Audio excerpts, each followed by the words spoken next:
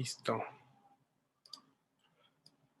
Bueno, eh, voy a seguir un poquito con lo que habíamos dejado pendiente en la clase pasada. No sé si se acuerdan que en la clase pasada vimos un poquito de conceptos básicos de probabilidad y de estadística que bueno, había que definir, ¿no? Para poder seguir con la definición de correlación y de distribuciones de probabilidad que van a ser de interés para después trabajar en redes neuronales, ¿no? Lo que quedó pendiente mencionar era el concepto de correlación. No sé si recuerden de la clase pasada, ahí van a ver en el notebook, que habíamos hablado de una covarianza, ¿no? Que era una forma de medir qué tan relacionadas estaban en dos variables aleatorias, ¿no? Es a partir del concepto de correlación, el cual logra establecer y definir una medición, una relación mesurable, cuantitativa, de la dependencia que existe entre dos variables aleatorias, ¿no? Llámense estas variables que tengan diferentes distribuciones de probabilidad. Había presentado en la clase pasada de que si dos variables tenían un valor positivo, a ver, dejen envío el link.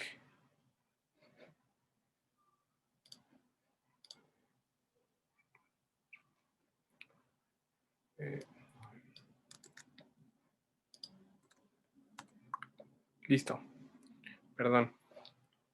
Entonces, habíamos comentado de que si la relación está entre las dos variables es positiva, significa que ambas están creciendo, ¿no? Mientras una va aumentando su valor, por ejemplo, llamen una variable X y la otra también va aumentando la variable Y, significa que la relación que existe entre ellas es positiva, ¿no? También, si las dos variables va una siendo negativa y la otra también, eso significa que también existe una relación positiva, ¿no? Es decir, mientras una disminuye, la otra también disminuye. Y también vimos que cuando una de ellas aumenta mientras la otra disminuye, se está hablando en este caso de que existe una relación, una correlación negativa, ¿no? También habíamos comentado un poquito de la existencia de una correlación con un valor numérico igual a cero, que en este caso podíamos tener, estaba asociada la parte de una independencia, ¿no? Con estas variables aleatorias. Pero vimos que no necesariamente hay que tener cuidado con la resolución final de nuestra conclusión, ¿no? Vimos que si la correlación es igual a cero, significa que son independientes, pero no es lo contrario, no siempre es cierto, ¿no?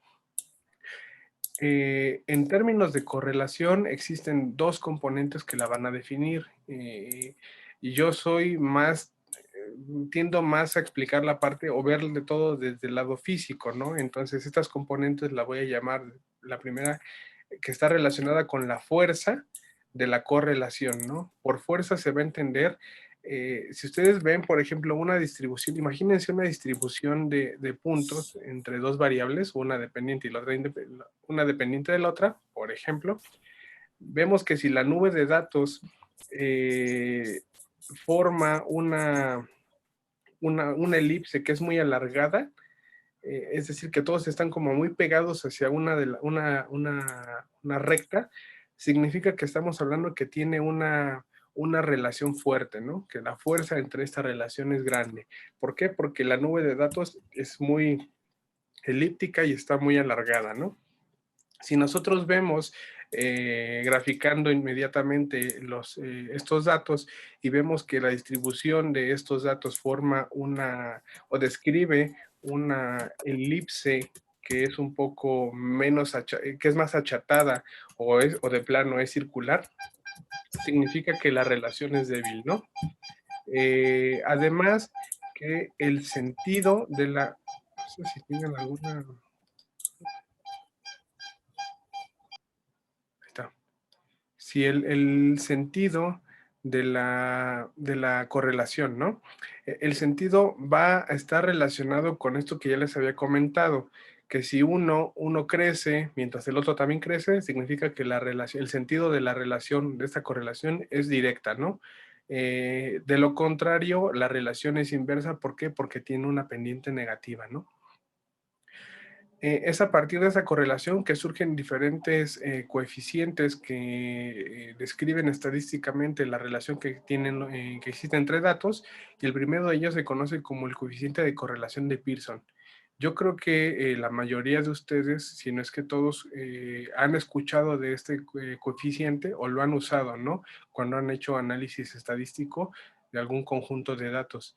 Este coeficiente de correlación lo que mide es refleja la correlación entre un conjunto de datos, ¿no? Pero esta correlación solamente se va a restringir a modelos lineales. Es decir, cuando este coeficiente, vamos a ver la definición formal, la definición matemática es el cociente entre la covarianza de estas dos variables normalizado entre las desviaciones estándar de cada uno de los conjuntos de datos. Al estar normalizado, y también existe otra, por medio de la desigualdad de Cauchy, se puede llegar a que hay una restricción entre el valor numérico de estos dos, de este coeficiente, ¿no? Que este coeficiente en términos de valor absoluto es menor o igual a 1, ¿no? Es decir, este valor va entre -1 y 1. Cuando este valor es cercano a 1, significa que tenemos una correlación positiva, y además que es una correlación fuerte, ¿no? Siguiendo estas componentes anteriores que les describí. Y si es negativa, significa que la relación es inversa, así el sentido es inverso, pero sigue siendo una relación fuerte. Cuando este valor es cercano a 0, significa que no existe, que la correlación entre este conjunto de datos va a ser pobre, ¿no? Va a ser muy, muy baja. Lo que significa que este coeficiente va a definir si la relación entre el conjunto de datos va a ser lineal, ¿no? Podemos tener el caso en el que el coeficiente de correlación de Pearson sea cercano a 0, y nuestra primera intuición diría que pues no existe una correlación entre esos conjuntos de datos, ¿no? Hay que analizar más a detalle estas situaciones. ¿Por qué? Porque no necesariamente los conjuntos de datos van a describir relaciones lineales, ¿no? Posiblemente pueda seguir una relación cuadrática, cúbica, exponencial, entre otras, y bueno, este coeficiente no se adapta completamente a ese tipo de relaciones, ¿no? Existen otros coeficientes, como es el coeficiente de Spearman, que puede llegar a describir alguna relación distinta de la lineal, ¿no? Entonces hay que tener un poco de cuidado con el análisis y la interpretación de este resultado.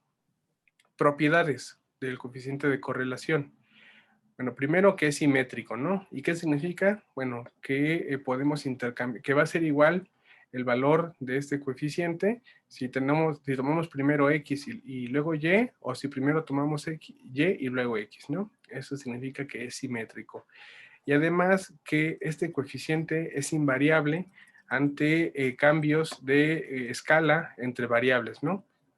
¿Qué significa eso? Que si nosotros a todo el conjunto de datos lo multiplicamos por un valor constante o le sumamos un valor constante a todos los datos, tanto en X como en Y, el valor del coeficiente de correlación se va a mantener igual a que si no tomáramos en cuenta estos valores constantes, ¿no?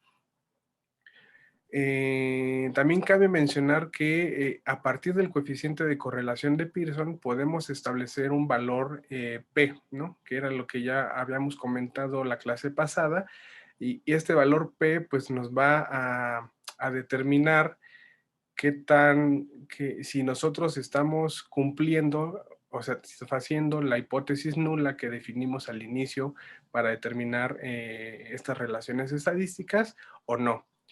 ¿Cómo determina a partir del coeficiente de correlación de Pearson este valor P? Bueno, siguiendo la función de densidad de probabilidad de este coeficiente, que es una función beta, ¿no? Esto lo pueden encontrar fácilmente, digo, hasta en Wikipedia o en la misma documentación de Python cuando describe lo que es la determinación de este coeficiente, ¿no? Les dejo aquí la ecuación solamente como para que la tengan presente. Y bueno, aquí hay gráficamente algunos ejemplos de esto que les comenté, ¿no? Si, por ejemplo, ven el caso ideal en el que la correlación entre ambos conjuntos de datos es 1, significa que la correlación es completa, ¿no? Es decir, que casi son idénticas los dos conjuntos de datos. Y aquí vemos que la fuerza de la correlación, pues, es fuerte, ¿no? ¿Por qué? Porque imagínense que esta es una elipse muy alargada y bueno, es prácticamente lineal, ¿no? Este comportamiento. Cuando vamos disminuyendo el coeficiente de correlación, pues obviamente se observa una mayor dispersión de la nube de datos y esta elipse se va a volver más achatada conforme nos acerquemos a cero, ¿no? Si ven aquí en cero, pues prácticamente podemos ver que están dispersos en todos lados, pero teniendo mucha imaginación, podemos ver que se encuentran dentro de un círculo, ¿no? En este caso, pues se interpretaría como que no hay una correlación entre ambos datos, ¿no? Y conforme, bueno, se va haciendo negativa este coeficiente, pues la relación cambia de sentido para decir que mientras uno crece, el otro disminuye, ¿no?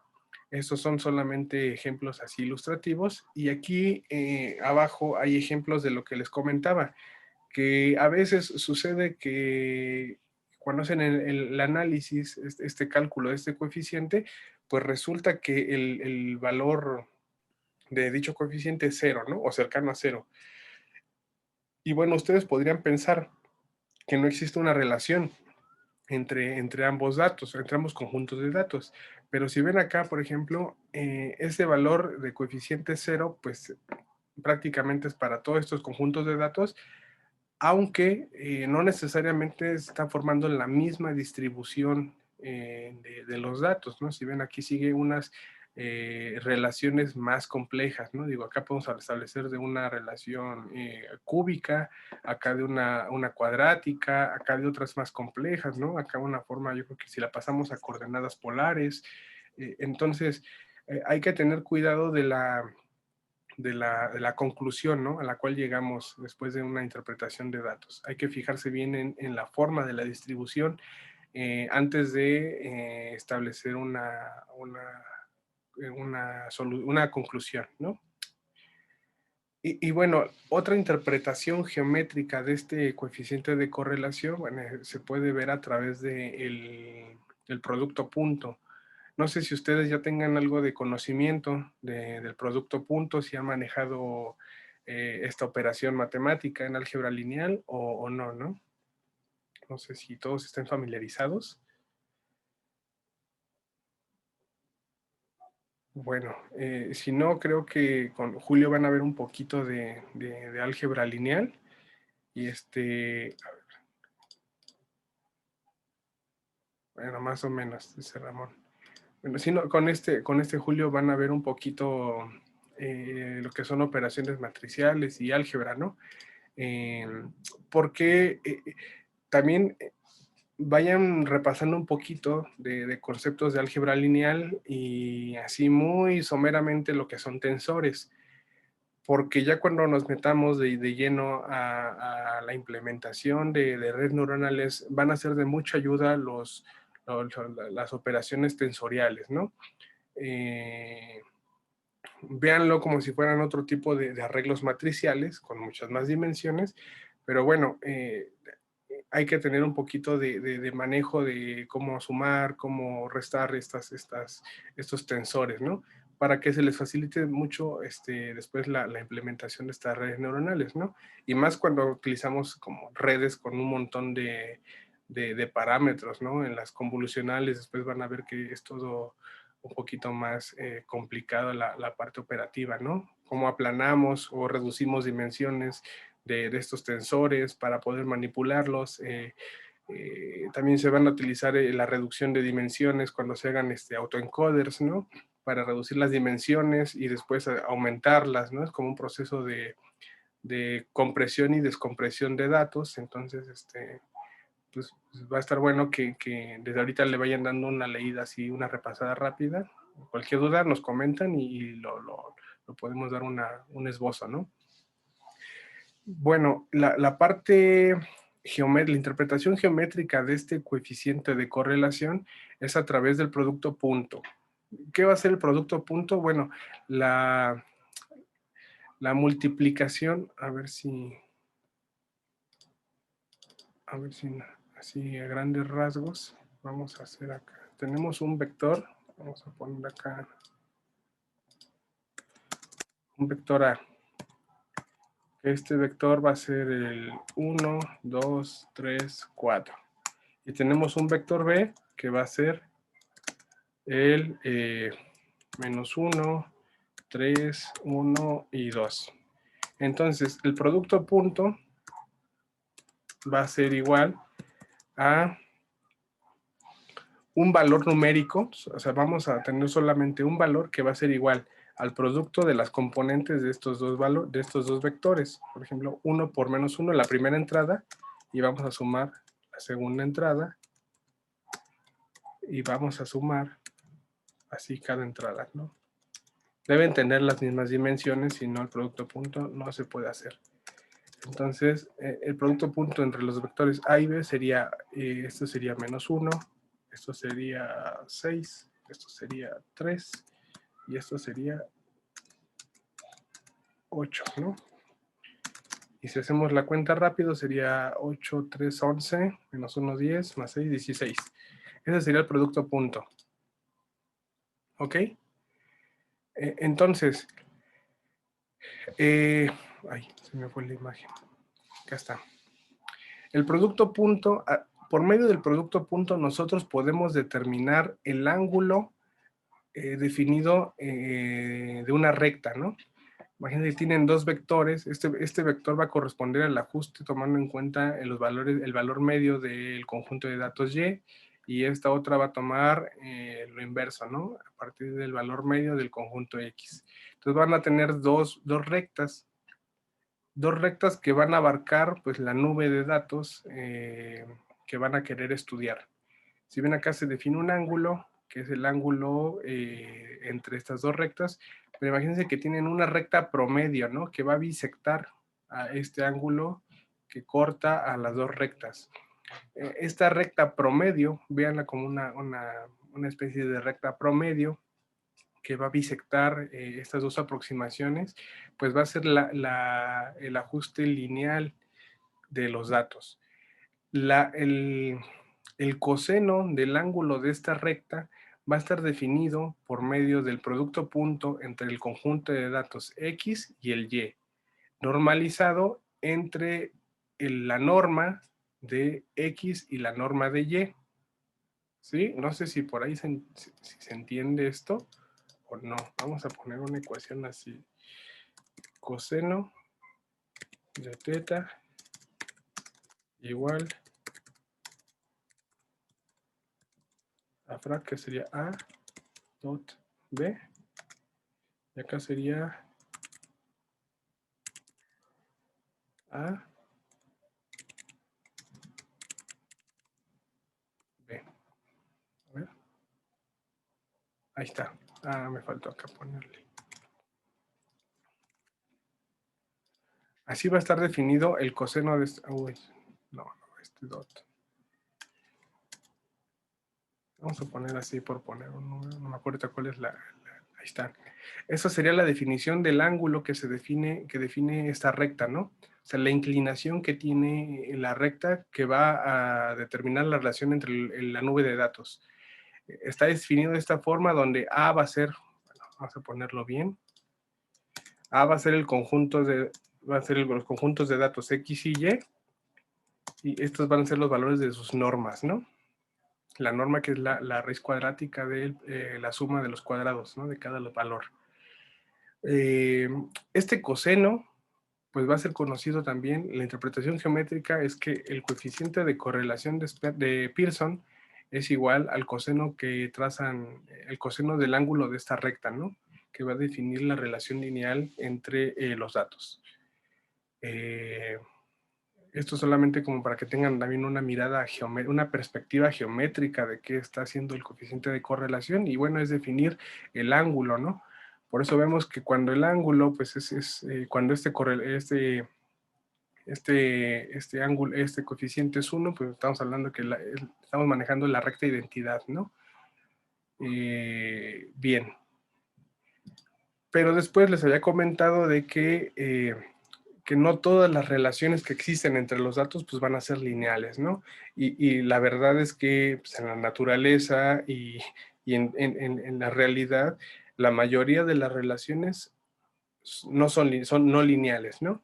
Entonces de ahí pues vamos a tener que estudiar un poquito de la no linealidad en ecuaciones diferenciales para poder entender el comportamiento que van a tener después las redes neuronales, ¿no? Y luego que entiendan el concepto de la función de activación de estas redes, ¿no?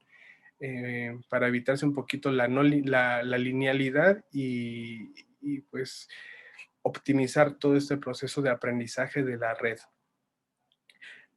¿Cómo nosotros estudiamos la correlación entre datos que tienen relaciones no lineales? Bueno, es a partir del coeficiente de Spearman. El coeficiente de Spearman se define como está aquí en la ecuación para el conjunto de datos X y Y, donde tenemos n número de datos, ¿no? Aquí cabe mencionar que estos conjuntos de datos deben tener las mismas dimensiones, y para hacer el análisis de para obtener este coeficiente, que también va a estar definido entre -1 y 1, tenemos que hacer un ordenamiento de los datos, ¿no? Y después de que se tiene el ordenamiento de los datos, ya sea de menor a mayor o de mayor a menor, vamos a obtener las diferencias entre esos conjuntos de datos ordenados y después determinar a partir de esta ecuación, pues el valor de este coeficiente, ¿no? La interpretación pues es la misma, nos va a decir que si es más cercano a 1, pues se va a obtener una mayor correlación, no necesariamente lineal, y cuando es -1, pues la correlación tiene el sentido inverso, ¿no? Cabe mencionar que además tiene otra potencia el coeficiente de correlación de Spearman.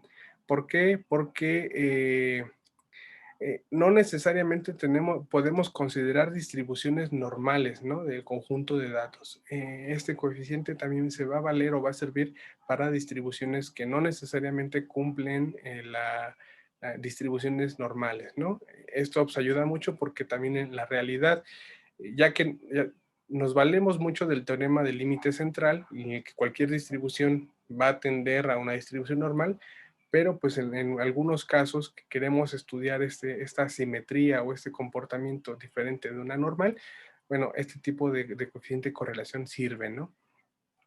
Aquí también les menciono algunas de las formulaciones de hipótesis que son de utilidad para realizar este análisis de este coeficiente de correlación, y sirve tanto para la de Spearman como para la de Pearson, ¿no?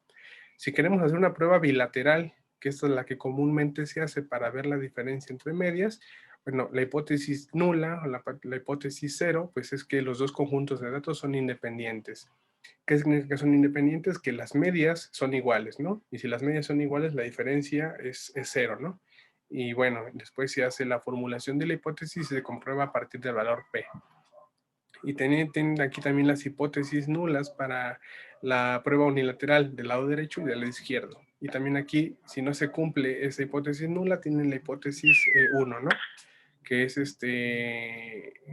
cuál sería la conclusión, ¿no? Después de que obtengan el valor P. Si no se cumple la hipótesis nula y se cumple la H1, entonces existe una tendencia a formar parejas entre valores grandes o valores pequeños, ¿no? Depende de cuál prueba estén utilizando. Entonces se las dejo acá porque bueno, les pueden ayudar, ¿no? Para cuando hagan algún análisis. Y bueno, para cerrar un poco lo que es el análisis de correlación entre conjuntos de datos, no me quiero saltar lo que es la prueba TED-Student, que en esta prueba TED-Student, pues obviamente también va a servir para analizar el grado de correlación entre datos, pero la ventaja de esta prueba, bueno, cabe mencionar que esta prueba pues sigue una distribución de probabilidad que se llama la distribución de Student, y que sirve para muestras pequeñas de datos, ¿no? Digo, esto va a ser de mucha utilidad a diferencia de las otras pruebas. ¿Por qué? Porque en algunos casos, cuando ustedes estén haciendo algún análisis, pues no necesariamente van a tener una gran base de datos, ¿no? Digo, hay veces en las que, por ejemplo, en la parte de medicina, que se tienen pocos pacientes para obtener algún análisis estadístico determinante, pues tienen pocos pacientes, ¿no? Digo, estudios de mucho tiempo, de 5 años, donde tienen pacientes, a lo más 20 pacientes, pues deben tener alguna prueba que justifique la hipótesis nula o la hipótesis 1, ¿no? Este tipo de problemas en el que se tienen una poca cantidad de datos y que no necesariamente debe seguir una distribución normal, se pueden abordar a partir de la TED Student, ¿no? Por lo general va a servir para muestras menores, bueno, para conjuntos de datos menores a 30 observaciones, y la ventaja, a diferencia de las distribuciones normales, pues es que esta prueba no necesita de la media, ni de la varianza, ni de la desviación estándar de la muestra, ¿no? Porque también cabe mencionar que en este tipo de problemas tampoco tenemos la desviación estándar de nuestros datos, ¿no? O es imposible acceder a esa dispersión. Entonces, esta prueba TED-Students va a servir para esos casos. ¿Por qué? Porque el único parámetro necesario para poder hacer esta prueba va a ser en los grados de libertad que se tienen en el conjunto de datos. Además, que se es para pocos datos y que no necesariamente debe seguir una distribución normal. Por lo tanto, para poder entender un poquito lo que son los grados de libertad, imagínense, ay, perdón, imagínense que tienen un conjunto de datos o sea, de estaturas de 10 estudiantes, ¿no? Bueno, entonces el número de grados de libertad va a ser las 10 estaturas menos 1. Entonces quiere decir que la prueba que van a utilizar es la prueba TED-Student con 9 grados de libertad, ¿no? Donde este n es el grado de libertad. Y esta rho, pues ya sé que es el coeficiente de Spearman o el coeficiente de Pearson. ¿Hasta aquí alguna duda o comentario?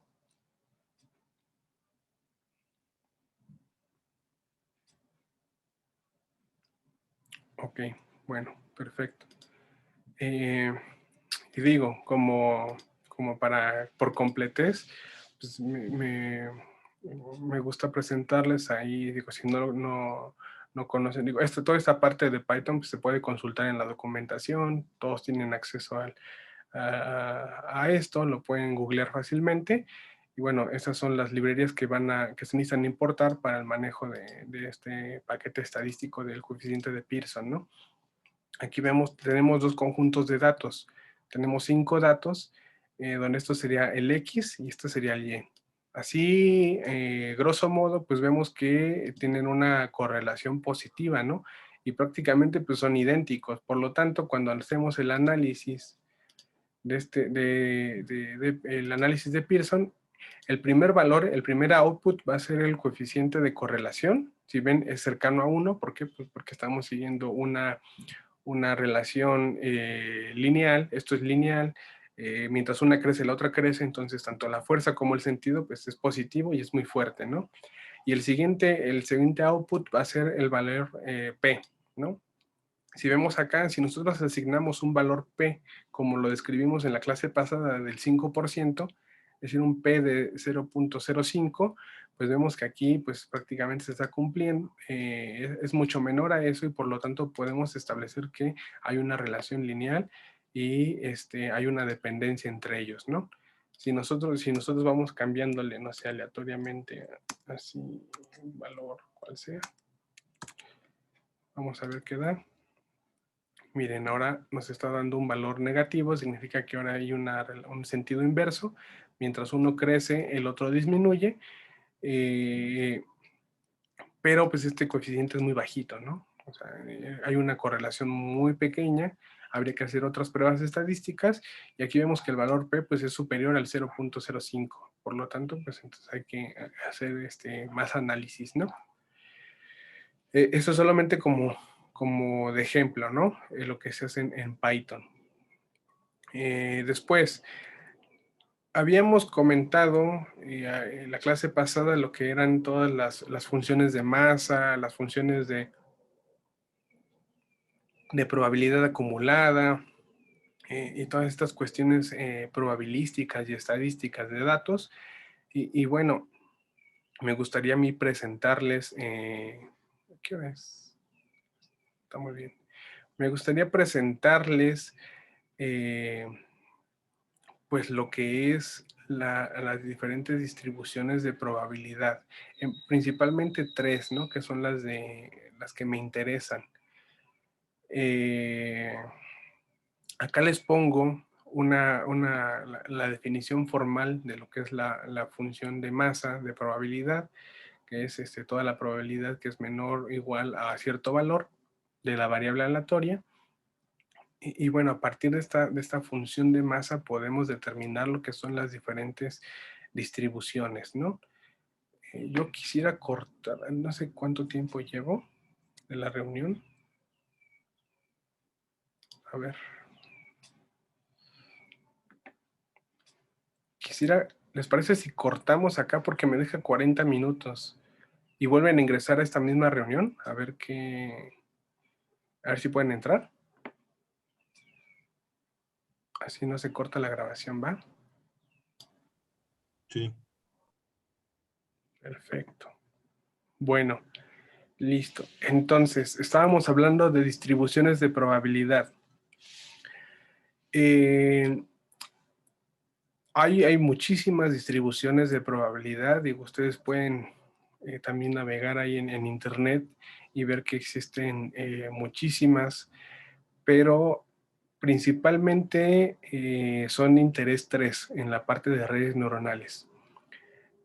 ¿Por qué 3? Porque históricamente surge la primera, que es Bernoulli, y a partir de Bernoulli surge la binomial, y después de la binomial surge Poisson. Entonces las tres están íntimamente relacionadas y van a observar que a partir de estas distribuciones de probabilidad y de sus funciones de distribución acumulada, de probabilidad acumulada, surgen prácticamente de forma natural el concepto de funciones de activación, que esto después lo van a ver con Checo más adelante y van a comprender el porqué del uso de este tipo de funciones de activación y de estas funciones acumuladas de probabilidad. Primero, bueno, históricamente surge la función de Bernoulli, en la cual el espacio muestral está definido solamente de forma binaria. Es decir, estamos manejando acá, bueno, yo puse esquemáticamente 0 y 1, pero bueno, bien puede ser A y B, o algo más que se les ocurra, ¿no? Digo, el 0 y 1 pues es bastante utilizado en términos de computación, en el que pues 1 vamos a denotarlo como si fuera un éxito y 0 si fuera un fracaso, ¿no? O no necesariamente un fracaso, sino todo lo que no es un éxito, ¿no? Así abarcamos más, ¿no? Dentro del estudio de esta distribución.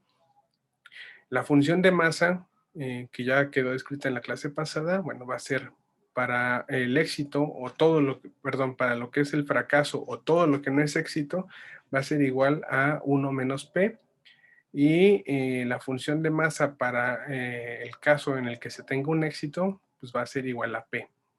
¿Qué es este P? P va a ser la probabilidad, ¿no? De éxito, valga la redundancia. Vamos a poner acá para que les quede escrito.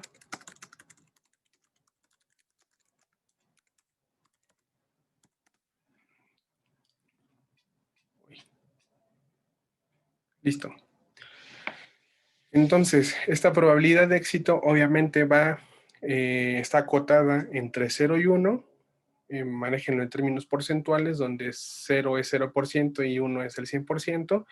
Entonces, este parámetro va a estar definido por el experimento y lo van a definir también ustedes.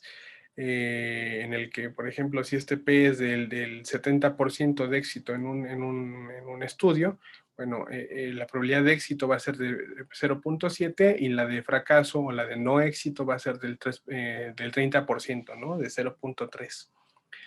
Es una distribución bastante linda, bastante sencilla, tanto en su definición como en la parte de caracterización, ¿no? Es muy noble.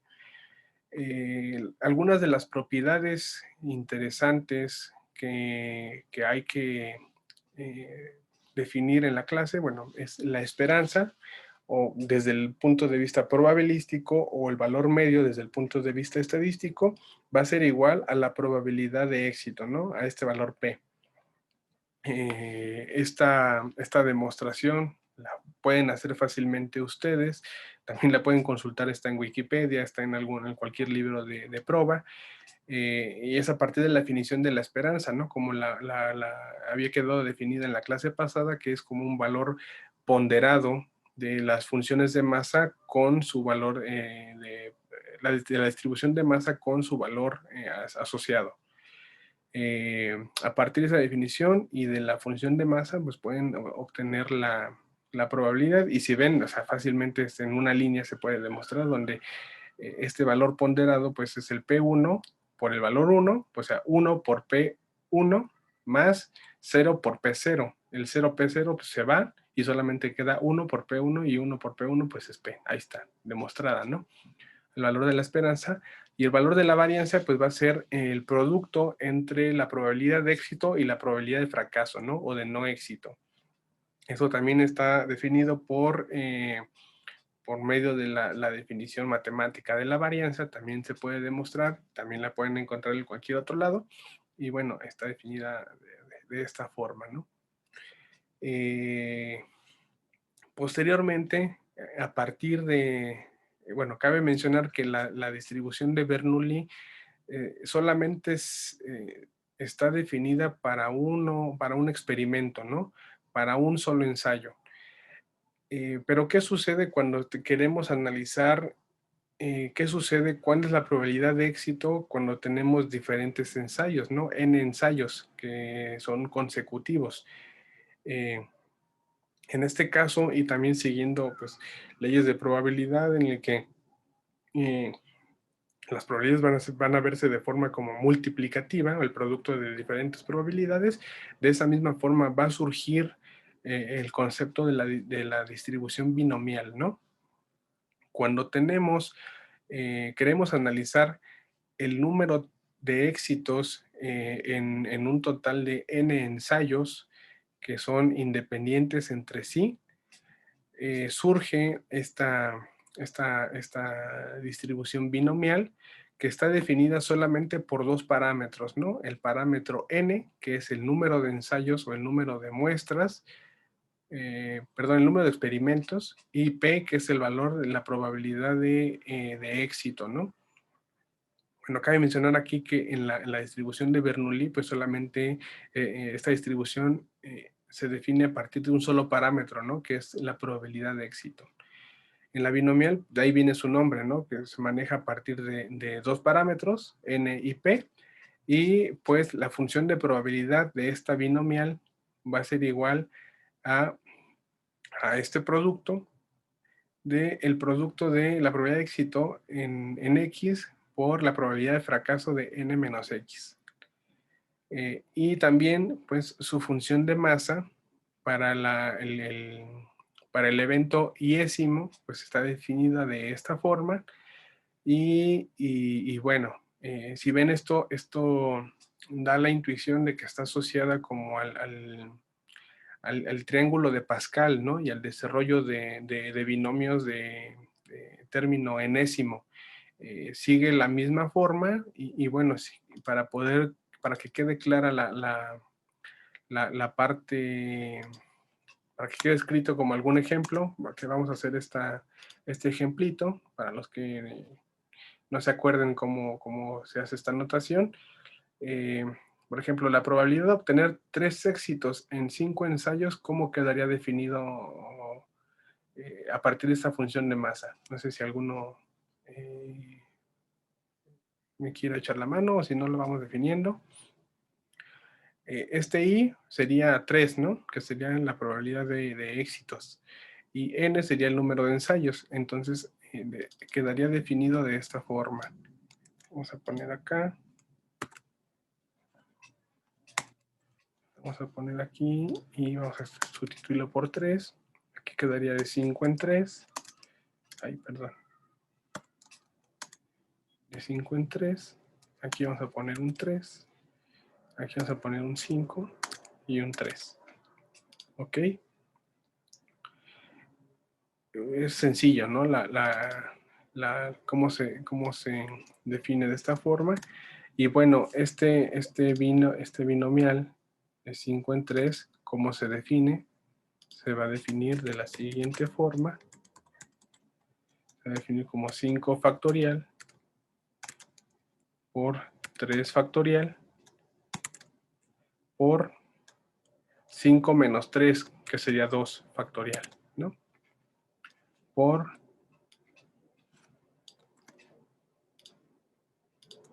toda esta parte, y 5 menos 3 pues es 2. Listo.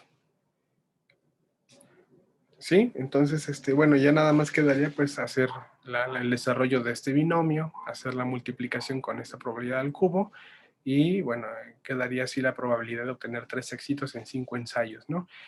No sé si recuerden esta definición del 5 factorial, si todos la conozcan, si no, solamente para que todos estemos hablando en el mismo canal, la voy a poner. Tal vez algunos ya lo sepan y tal vez los aburra. Pero 5 factorial es 1 por 2 por 3 por 4 por 5. 3 factorial va a ser 1 por 2 por 3. Y 2 factorial es 1 por 2. Y ahí está, ¿no? Entonces, bueno, aquí podemos... aquí se cancelaría esos términos y solamente acá quedarían 4 por 5, 20, entre 2 son 10. Y bueno, por todo este desarrollo de este binomio, ¿no? No hay más acá por hacer, solamente es como algún ejemplo para que estén familiarizados con la notación de esta función de distribución. Características de la binomial. La esperanza o el valor medio de la distribución binomial es igual a n por p. N, que es el número de eventos, acá está definido el número de ensayos independientes, y p es la probabilidad de éxito, ¿no? Igual, esto lo pueden buscar en la demostración en internet. No es mi objetivo dejárselos de tarea, solamente estaría bueno si le dan una leída rápida de unos 5 minutos para que sepan de dónde viene. Y la varianza, pues es también el número de ensayos independientes por la probabilidad de éxito, por la probabilidad de fracaso, ¿no? O de no éxito. Aquí les puse un ejemplito gráfico de cómo se ven estas funciones de masa, esta función de masa aquí, que está acá, en función tanto del valor, la probabilidad de éxito, como del número de eventos, ¿no? De ensayos independientes. Si ven, por ejemplo, cuando tenemos una probabilidad, vamos a comparar estas dos que tienen el mismo número de eventos, y tenemos una probabilidad mayor en la verde que en la azul. ¿Qué sucede cuando la probabilidad de éxitos es mayor? Pues obviamente esta distribución, esta función de masa se va a pegar más hacia la derecha, ¿no? Hacia los valores que son más, se va a cargar más hacia un lado. Es decir, aquí vamos a manejar ya una asimetría de esta distribución. ¿Por qué? Porque la probabilidad de éxito pues es muy pesada, así casi al 100%, ¿no? A diferencia de cuando manejamos probabilidades mucho más bajas, donde aquí tenemos la forma de esta distribución pues es prácticamente simétrica, es muy similar a una distribución normal, y bueno, es para que nada más vean acá el efecto de cambiar el valor de la probabilidad de éxito, ¿no? A valores muy altos se tiene mayor asimetría, y a valores bajos una mayor simetría. También acá pues vemos que no está centrada en cero, ¿no? Ninguna de estas distribuciones, solamente es una consideración cuando para obtener la media para compararla con una distribución normal, obviamente la distribución normal va a tener una media distinta de 0, ¿no? Como acá vemos, por ejemplo, que va a ser aproximadamente la mitad del número de ensayos, que son 10, 20, vamos a tener acá 10, aproximadamente, ¿no? ¿Y qué sucede cuando cuando aumentamos el valor del número de ensayos? Pues obviamente tenemos mayor cantidad de eventos. Eso significa que nuestra normal, ya se sucede con las distribuciones normales, a mayor número de eventos, obviamente se va a tener un achatamiento o se va a hacer mucho más grande la forma de la normal, de esta campana. ¿Por qué? Porque vamos a tener una mayor variabilidad en los datos, ¿no? Significa que nuestra desviación estándar, nuestra dispersión de los datos es mucho mayor conforme aumentamos el número de datos, ¿no? Y eso también queda bosquejado en esta. La simetría se conserva, ¿por qué? Porque la probabilidad de éxito pues es baja. No sé si hasta aquí tengan alguna duda, si soy claro. Entonces, bueno, cualquier duda la pueden escribir y si quieren también poner el micrófono, adelante, ¿no? Y bueno, también aquí ya empezamos a introducir el concepto de distribución acumulada, que quiero que, o sea, gráficamente se queden con la imagen de cómo se ve la distribución acumulada de la binomial. ¿A qué se refiere la función de distribución acumulada? Pues es a todos los valores que son menores o iguales a cierto parámetro, ¿no? A cierto valor. O sea, es decir, si nosotros de esta distribución, de esta función de masa, vamos acumulando, pues aquí, por ejemplo, es todos los eventos que son menores o iguales a 5, ¿no? Entonces, todo esto pues va acá. Aquí vamos aumentando y aquí en este valor donde tenemos el máximo, cuando pasamos al siguiente, por ejemplo, vean lo que es un 12, entonces sería todo lo que venía anteriormente sumado a esto. Entonces el valor final pues va a estar por acá, porque ya va siendo una acumulación de esta función de distribución, ¿sí? Entonces el siguiente valor pues obviamente va a ser este valor más este valor más este. Entonces el valor de la función de distribución acumulada va a andar por acá. Es decir, siempre va a ser creciente este valor, ¿no? Para todos los casos. Y es lo que se ve en esta gráfica, ¿no? Hasta que se llega a un comportamiento asintótico, donde el máximo pues va a ser 1, ¿no? ¿Por qué? Porque todo va a estar normalizado. No podemos, acuérdense del concepto de conservación de energía, de conservación de masa, que viene de la física, pues obviamente también en probabilidad y estadística se debe conservar la probabilidad, ¿no? Entonces no podemos nunca superar al 1, ¿no? En estos casos, pues aquí se muestra esta función de distribución acumulada y es bien interesante que ustedes tengan en mente cómo es la forma de esta función de distribución, porque ya lo van a comprender más a detalle cuando vean lo que son las funciones de activación, en la que, no sé si con Checo les ha comentado un poco de lo que es en la parte del perceptrón, cuando construyen el primer modelo neuronal, pues se basa a partir de un proceso que le llaman el backpropagation, ¿no? La retropropagación. Cuando hacen el aprendizaje de la red neuronal, lo hace de forma feed forward, ¿no? O sea, hacia adelante, a partir de unos pesos que se determinan arbitrariamente al inicio y después van a tener modificaciones a partir de lo que es el cálculo del gradiente. Cuando hacen el cálculo del gradiente, la red va aprendiendo de forma inversa, es decir, ya están definidos los pesos, bueno, ahora voy a tratar de optimizarlos para que me den los valores que yo le puse en mi input. ¿Y cómo hago ese paso? Porque cuando viene de atrás para adelante, lo que aprende es el output, ¿no? A partir de los pesos. Cuando viene de regreso, lo que quiere aprender es estos pesos, ¿no? O sea, estas pequeñas variaciones para que el modelo predictivo se ajuste a los datos iniciales. ¿Cómo lo hace? Bueno, a través de el descenso del gradiente, ¿no? Y por gradiente, pues obviamente vamos a tener que manejar derivadas. Para poder hacer todo este análisis del backpropagation necesitamos definir funciones de activación. que el primer bosquejo va a ser una función lineal, ¿no? O una función escalón, en la que es 0 si le atino al valor, si el peso está bien, y 1, perdón, 1 si es el valor está bien del peso, y 0 pues si falló, ¿no? Si el modelo predictivo pues está mal. Pero van a ver que la función escalón no es derivable, ¿no? Su derivada pues no es tan bonita, porque pues 0 y 1, la derivada de 0 y 1 pues va a ser 0. Entonces, cuando haga el backpropagation, pues obviamente va a tener todas las derivadas iguales a 0 y el aprendizaje pues va a ser muy malo, ¿no? Malísimo. A partir de ese modelo, de esa función escalón, se va a definir lo que es otra función de activación, que es una función lineal, ¿no? Por eso mucho énfasis también en estas correlaciones lineales de los datos.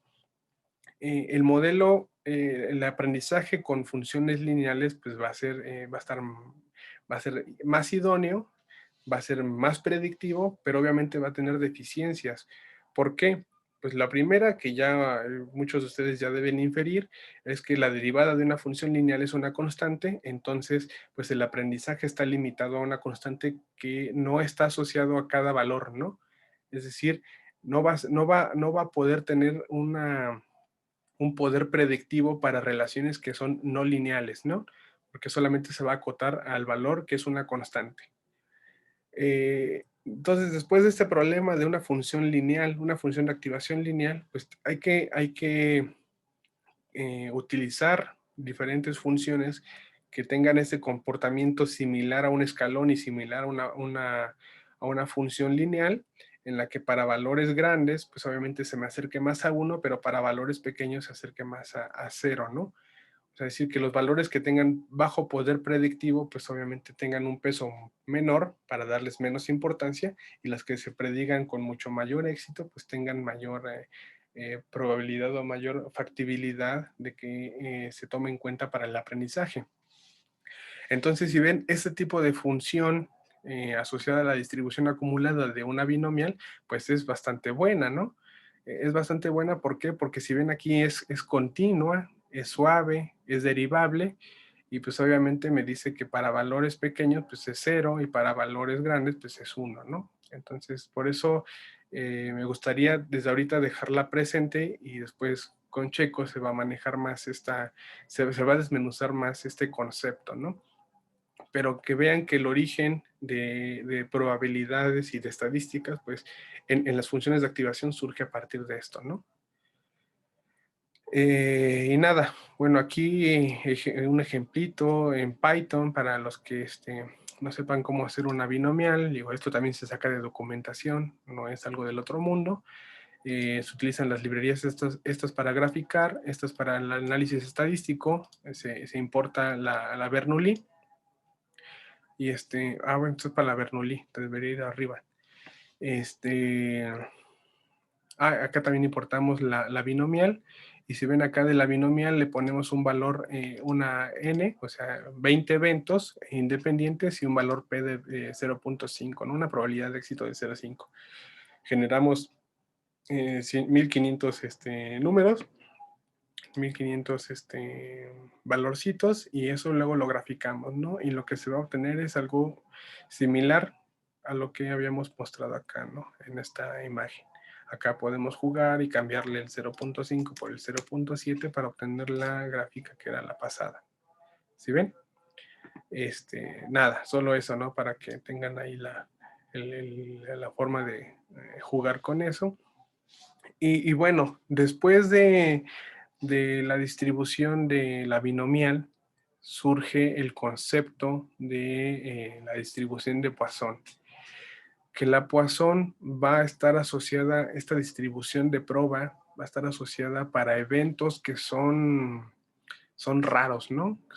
Que tienen sucesos raros. Es decir, algún evento que que su probabilidad sea muy, muy, muy pequeña de ocurrencia, ¿no?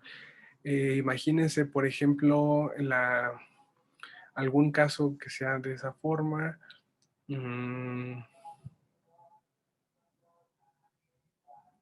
Imagínense el experimento en el que, ¿qué puede ser? ¿Qué puede ser?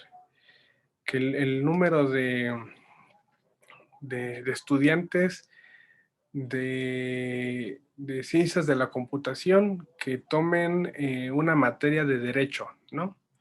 Eh, ¿Hay una probabilidad de que ocurra? Sí, ¿no? Pero es muy baja, ¿no? Son sucesos muy, muy raros, ¿no? Que suceden muy de vez en cuando. En este tipo de fenómenos, de experimentos, pues la distribución de prueba que conviene utilizar es la distribución de Poisson. Eh, los parámetros de la Poisson solamente es un parámetro, el parámetro lambda, que este parámetro lambda está definido como el valor, el producto de n y p. ¿Qué va a ser n? El número de eventos, como definimos en la distribución anterior, en la binomial, y p, pues es la probabilidad de que ocurra el evento, no la probabilidad de éxito. Pero en este tipo de casos, esta probabilidad es muy pequeña y el número de eventos es muy grande. Esa es una de las características de esta distribución. Este lambda siempre va a ser positivo y bueno, para construir esta distribución de proba hay que basarnos en Bernoulli para poder a partir de eso determinar la Poisson. Les digo, esta demostración, esta deducción, pues también la encuentran en internet, no es cosa del otro mundo, y se basa de algunas suposiciones, ¿no? Tienen acá la función de masa de la distribución Bernoulli, perdón, es la binomial, ¿no? No sé por qué le puse la binomial, perdón.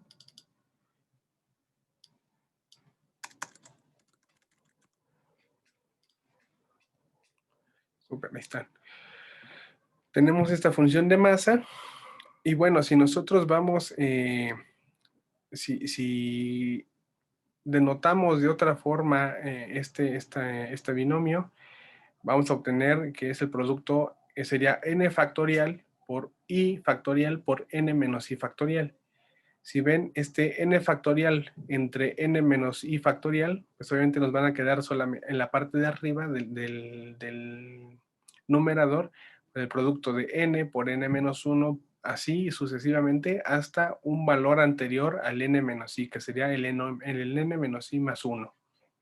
Abajo nos queda el i factorial y vamos a sustituir este p de esta parte, p que sería el cociente entre lambda entre n. Si cambiamos eso, entonces vamos a tener aquí un lambda entre n a la i menos 1 entre lambda en n por, perdón, a la n menos i. Aquí sería i, perdón. Lo hice las carreras, entonces ahí está.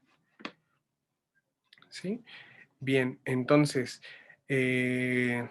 si nosotros, por leyes de exponentes, acá tenemos un lambda a la i entre n a la i, podemos cambiar de posición n a la i por el i factorial, aquí no hay nada del otro mundo, y habíamos dicho que en este tipo de experimentos el n es muy grande.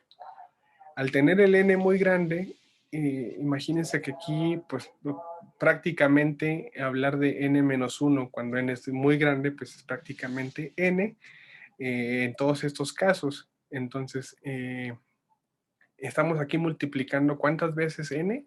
I veces n.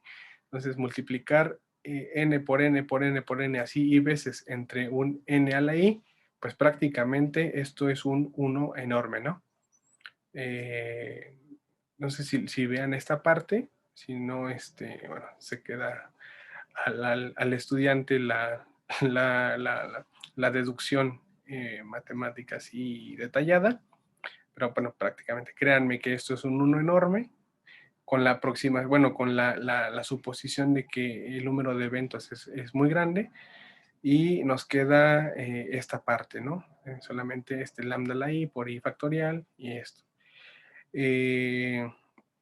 Nosotros podemos ver de esta parte que tenemos si nosotros cambiamos el n por a ver cómo en este paso, n menos lambda por n entre n, prácticamente si hacemos el desarrollo en productos, esto es un exponencial a la menos lambda.